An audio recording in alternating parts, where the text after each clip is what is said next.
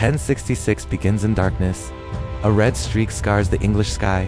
Halley's comet, the long-haired star, burning with a sinister light. To the peasants below, it was not physics, but prophecy. A sign that God was angry. A warning that the world was about to break.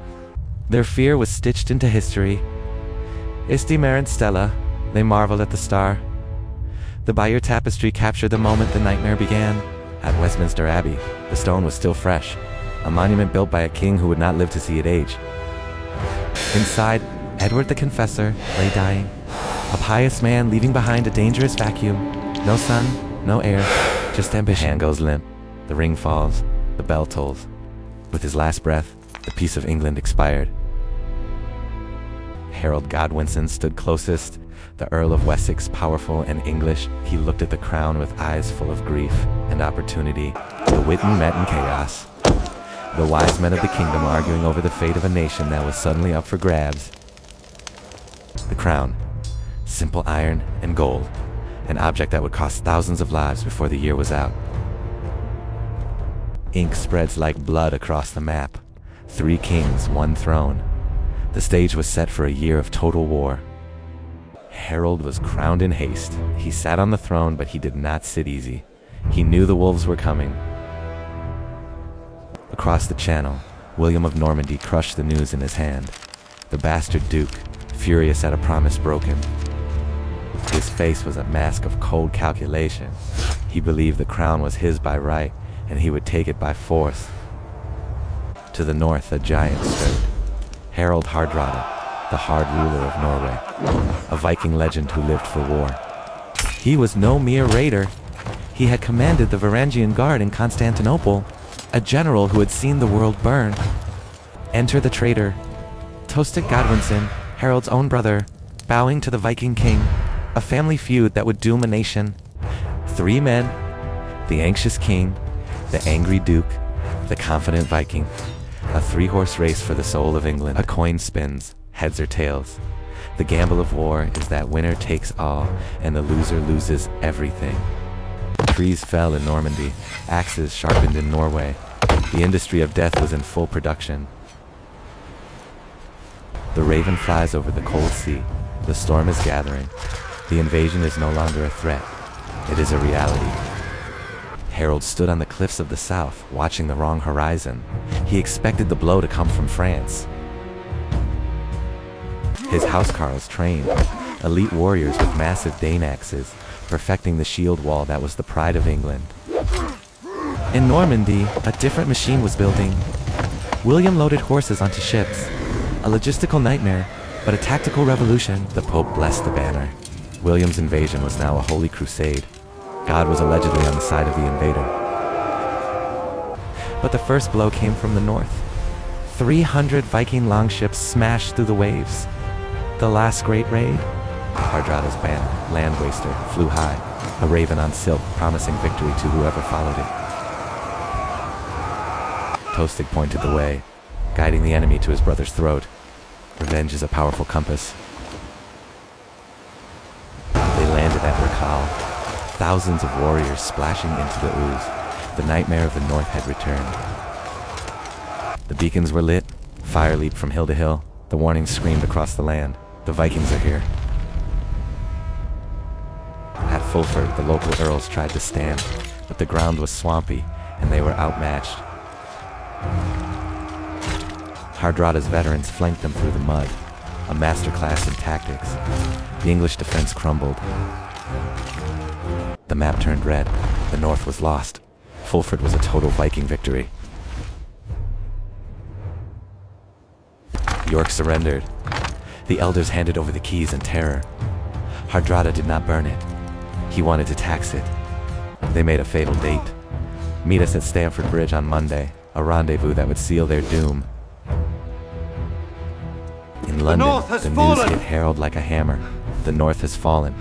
His kingdom was breaking apart. He made the impossible choice. To march 300 kilometers in 4 days. A sprint to save the country. They marched day and night, eating while walking, sleeping in the mud. The endurance of the housecarls was legendary. At Stamford Bridge, the Vikings relaxed. It was a hot day. They stripped off their armor, expecting only hostages.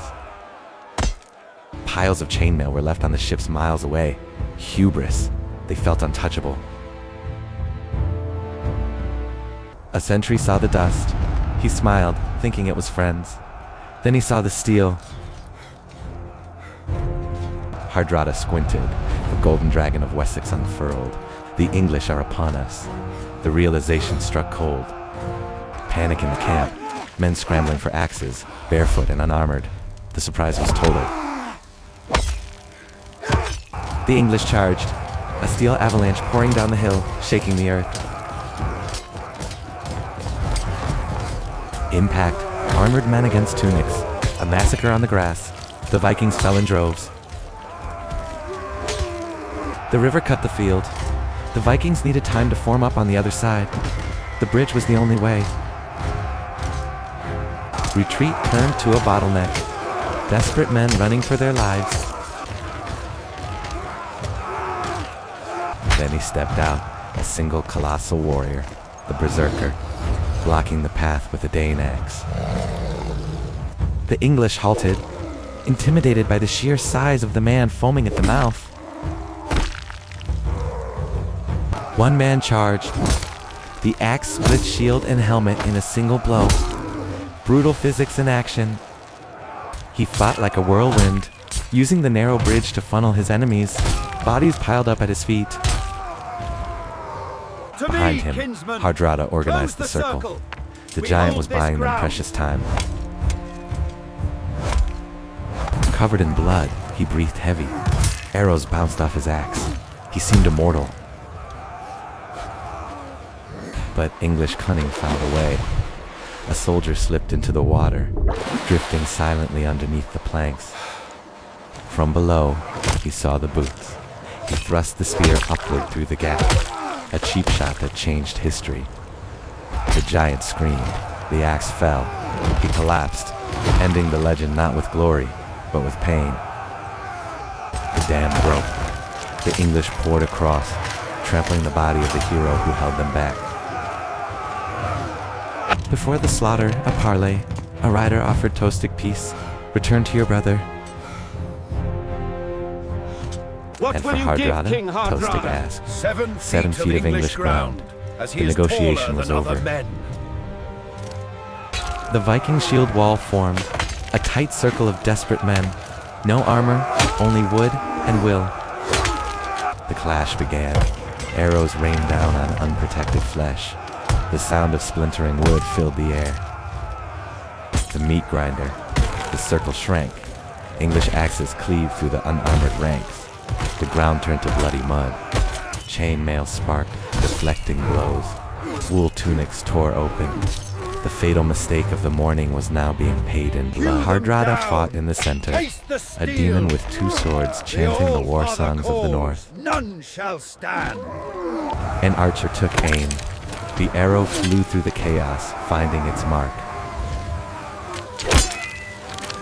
Struck in the throat, the hard ruler fell. Blood gushed over his beard. The voice of the Viking age was silenced. The banner fell. Morale broke. Silence hung for a moment over the battlefield. Harold Godwinson offered mercy. Surrender now and live. Surrender now, A brother and pleading you with a shall brother. live. Never, Tostig screamed. They banged their shields. They chose death over dishonor. The slaughter resumed. Tostig fell. The circle fragmented into pockets of doomed resistance. Suddenly, reinforcements. Orders stormed. Men running from the ships, fully armored but exhausted. They collapsed before they could fight, throwing off armor in madness, dying of heat stroke. The rescue became a tragedy. Twilight. The groans of the dying filled the air. The river Derwent flowed red. Harold found Hardrada's son. He gave him a cloak. Go home. Swear never to return. Mercy in the midst of 300 ships arrived. 24 returned. A catastrophe that emptied the north of its warriors. A helmet sinks into the mud. The Viking age ended not with a whimper, but with a slaughter. Victory. Men cheered by the fire. They thought England was safe. They thought it was over. A rider galloped in, the horse foaming. The mood shifted instantly from joy to dread. William has landed. Godwinson closed his eyes. The nightmare was starting all over again. Has landed at Pevensey. At Pevensey, William stumbled, falling face down on the beach. His men gasped at the evil omen. He stood up, clutching sand. I have grasped England with both hands. He turned the fall into a prophecy. Who were these Normans? A map glows. They came from northern France, but their roots were deeper. Flashback to Rollo, a Viking chieftain signing a treaty. They were Northmen who had learned French.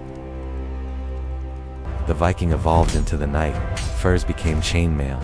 The axe became the lance. They adopted the horse. Cavalry was their new weapon, a technological leap in warfare. Longhouses became stone keeps. They traded raiding for building, stability over chaos.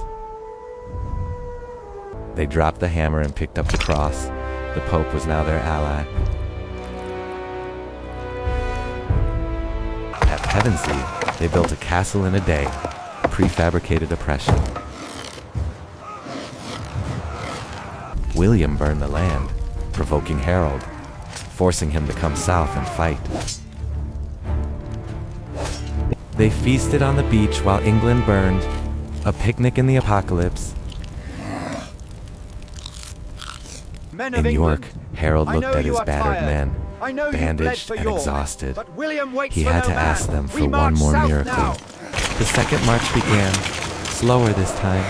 The leaves turned brown as they limped south. The map shows the distance, a strategic nightmare. An army pushed beyond the breaking point. In London, he prayed. Advisors begged him to wait, but Harold was angry. He rushed to his fate. October 13th, they took the hill, Senlic Ridge. Tired but defiant, they formed the wall. The night before, the English drank and sang. The Normans prayed and confessed. Two different worlds preparing to die. Morning. William put his armor on backward. He laughed it off. I turned this dukedom into a kingdom. The battlefield at dawn. A green valley waiting for blood. Infantry on the hill. Cavalry below. Telfer rode out, juggling his sword, singing of Roland. A bizarre theatrical opening to the slaughter. Archers fired, but the arrows hit the shields or flew high. The wall held. Ut, ut, the English shouted. A solid wall of wood and iron that refused to break. Knights charged uphill. Horses refused the wall. Axes hooked riders into the mud. Stalemate.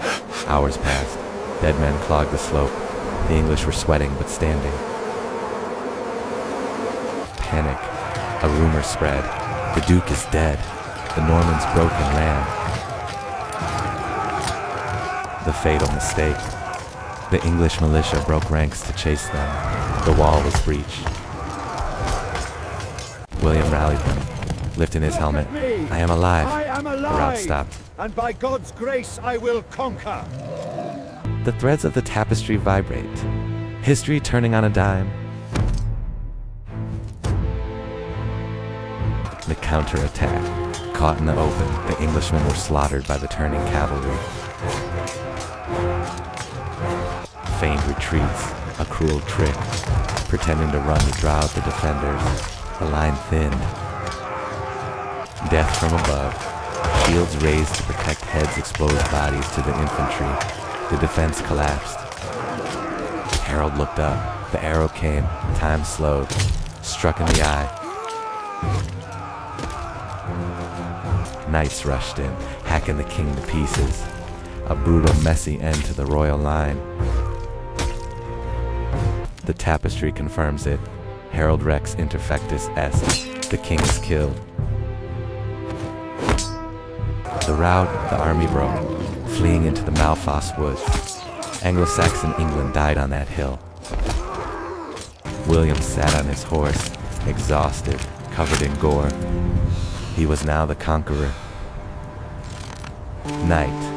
Edith Swanwick walked among the dead, looking for the body of her love. She found him, weeping by the fallen golden dragon, a kingdom lost.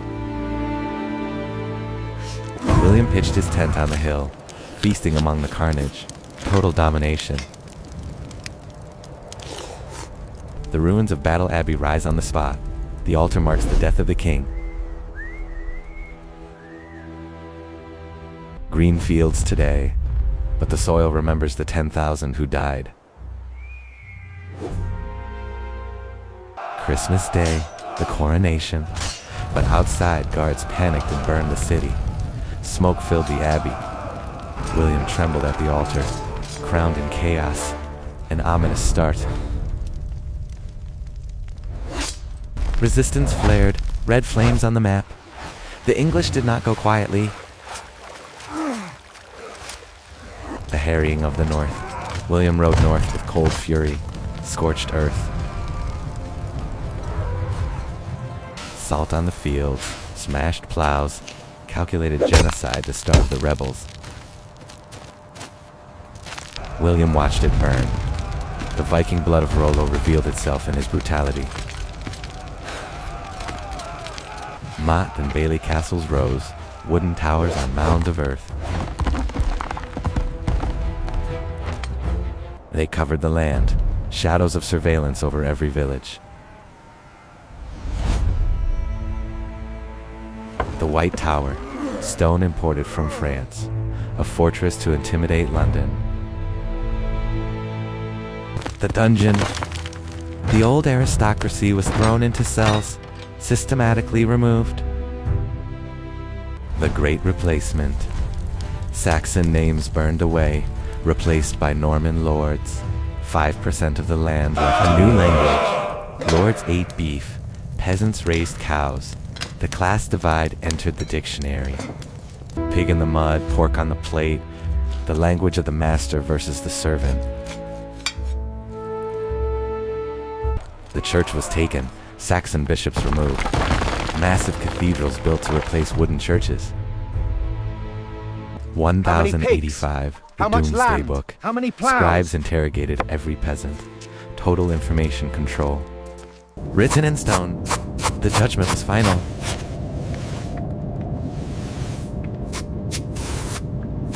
England was locked down. Feudalism replaced chaos. The last raid failed. The Danes saw the stone castles and turned back. The raiding age was over.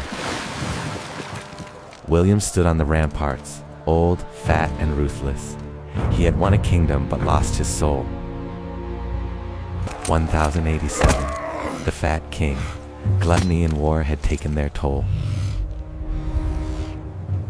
The accident, a stumble in the embers. The saddle pommel crushed his stomach. A fatal wound.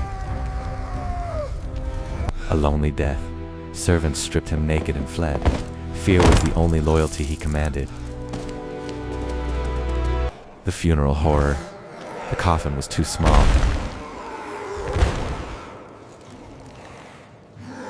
The body burst. A foul smell emptied the church. The conqueror could not conquer his own coffin. But the Normans didn't stop. They sailed to Italy and Sicily.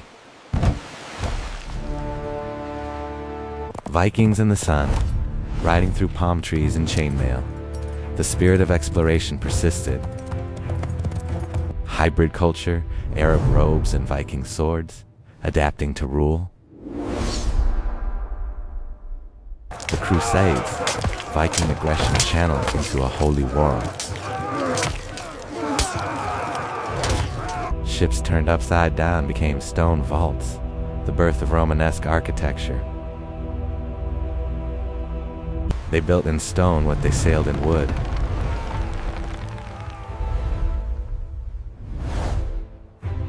The commoner's life, working for a foreign lord, forced coexistence. Intermarriage. Slowly, the hatred faded. The English race was born in the bedchamber. Trial by combat. A Viking concept entered the legal system. Sera rendue par le combat. C'est la loi normande.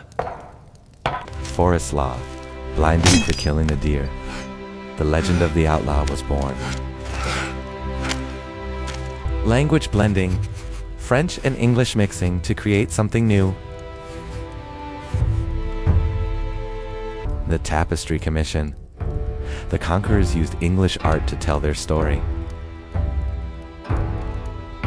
Stitch in the memory, preserving the loser as well as the winner. Underwater, the ships rotted. The era of the sea wolves was over. England turned its back on the sea and looked to the continent. For a Two century, nations, there were two two languages, Englands living side two by Englands side. living side by side. Sheep versus mutton.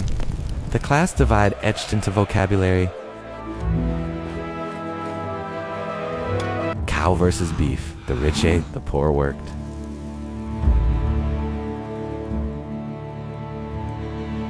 The feudal pyramid. A rigid machine of state replacing tribal loyalty. But slavery ended. Serfdom was harsh, but the collar was broken. Durham Cathedral, massive and intimidating. We are here to stay. Viking designs in stone. The aesthetic survived the politics. Chivalry arrived. Romance replaced the grim courage of the North. The outlaw, the spirit of resistance hiding in the greenwood. The longbow, a weapon that would one day avenge the English on the French. Genetic blending, faces morphed, the hatred dissolved into a new people. The Charter of Liberty, the Norman legal mind began to limit the king's power. The exchequer, bureaucratic genius organizing the state. London boomed, reconnected to the classical world of trade. Universities rose. Oxford sparked the intellectual revival. King Arthur, a myth invented to unify a divided nation. Three lions, the Norman crest became the symbol of England. Civil War, knights fighting knights speaking French. The Saxon War was over. English re-emerged. The language of the conquered swallowed the conqueror. Parliament, spoken not in the tongue of the Norman. The Channel became a bridge. The modern legacy of 1066. Genetic maps glow. We are still a mix of these invaders. Names: son is Viking, Fitz is Norman. History is in the phone book. Class divides. The plow versus the court.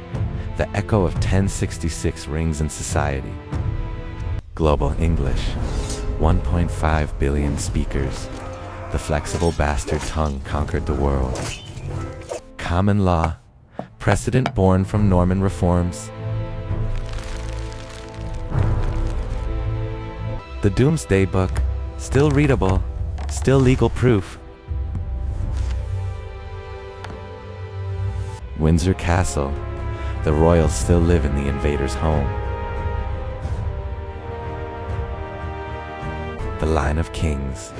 Every monarch is a descendant of the bastard.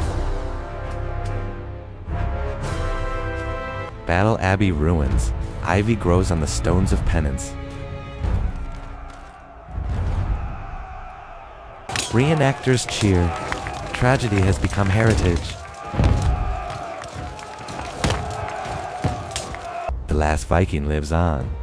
The face of the fisherman is the face of the warrior. Language evolved. The Norman infusion softened the Germanic edge. The U.S. Constitution. English liberty traveled across the ocean. The Empire, the conquered island, conquered the world. They learned well. The tapestry ends in threads. History is always incomplete.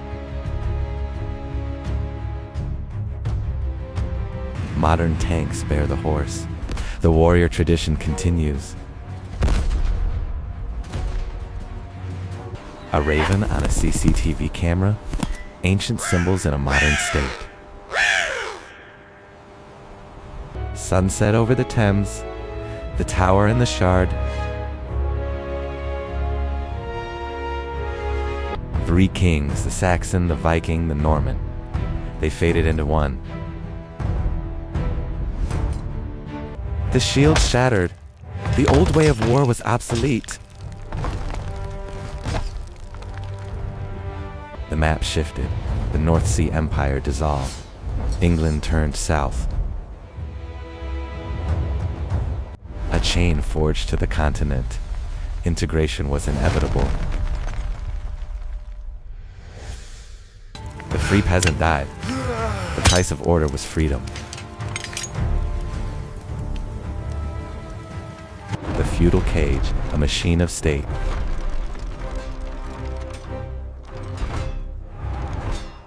The church triumphant, religion as a tool of control.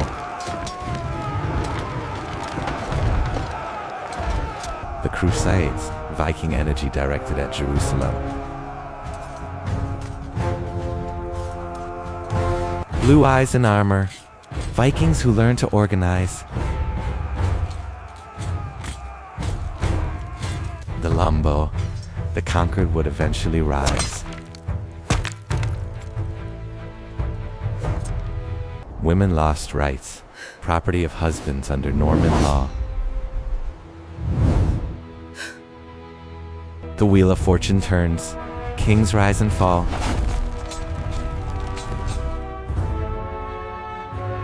Stamford Bridge is just a village now.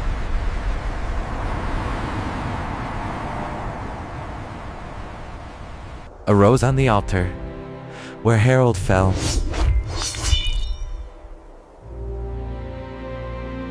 The white horse watches, the land endures. Freedom and liberty, help and aid. The richness of English is the true winner. The Channel, 1066 was the last conquest. 2 swords rusted together. In death, they are the same. Sunset on the era, twilight of the Vikings. A single bell tolls.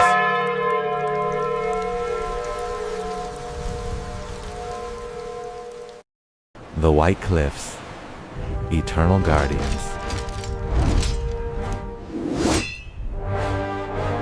Ghosts in the crowd, the past is always present. 3 strands twisting, gold, blue, red, merging into silver. The crown, won by the sword, kept by the law. The book closes. History is a story we choose to remember. Harold's farewell, the lost England.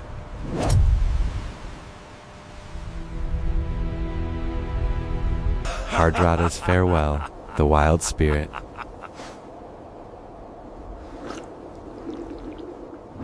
William's farewell, the ruthless builder.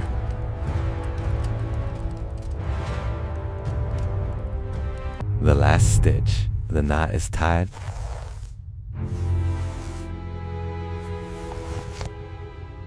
Clash of steel, chant of monks.